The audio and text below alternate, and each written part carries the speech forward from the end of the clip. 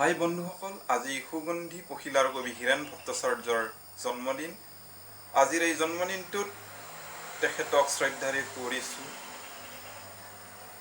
1932 চনৰ 28 জুলাইত যোৰহাট চহৰত তেখেতৰ জন্ম হৈছিল। এজন মহান কবি মোৰ কিয় প্ৰিয়, এই ছাৰক মই লগ পাইছিলোঁ 2005 চনৰ পৰা 2009-10 চনৰ মানলৈকে মই যেতিয়া চানমাৰী ছাত্ৰ সন্থাৰ সক্ৰিয় সদস্য আৰু উপসভাপতিৰ দায়িত্বত আছিলোঁ, তেতিয়া চানমাৰীৰ পদপথত যি আবেলিৰ কাব্যানুষ্ঠান হয় তাত মই লগ পাইছিলোঁ, ছাৰৰ সৈতে কথা পাতিছিলোঁ।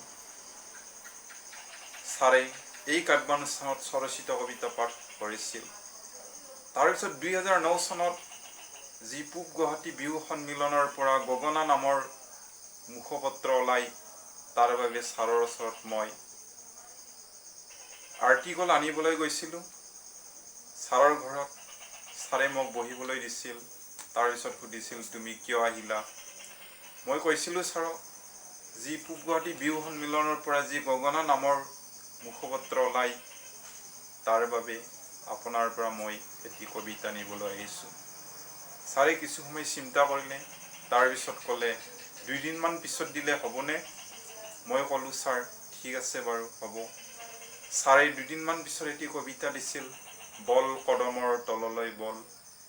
ছাৰৰ আজি জন্মদিন, গতিকে এই জন্মদিনত তেখেতক হৈ মই বল কদমৰ তললৈ বল কবিতাটো পাঠ কৰিবলৈ ওলাইছোঁ।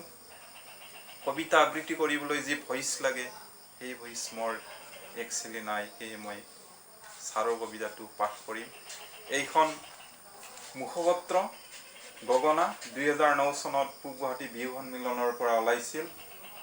গতিকে এই গগনা এই মুখপত্ৰখনতে ছাৰৰ কবিতাটি আছে, মই পাঠ কৰিম। বল কদমৰ তললৈ বল, কবি হীৰেণ ভট্টাচাৰ্য। কদম ফুলিছে বল কদমৰ তললৈ বল, গছেই পাতেই সুন্দৰ, কদমৰ চনকাডালত কালি ৰাতিৰ বৰষুণৰ চিন। কোনোবাই ভাল পোৱাৰ গান গাইছিল, কদম সঁচাকৈ সুকণ্ঠ সুগ্ৰীৱ গন্ধৰ সফুৰা, ডাউক ডৰিক আৰু পুখুৰীয়া মাছৰ সলকনি উঠে পূৰ্ণিমা ৰাতি, বাঁহবাৰী বেতবাৰীৰে বা বলাই বতাহ আহে, বতাহত মৌ নেদেখে কোনেও, বল কদমৰ তললৈ বল। শেষত ছাৰলৈ পুনৰ প্ৰণাম জনাই আজি ইয়াতে সামৰিছোঁ। ধন্যবাদ।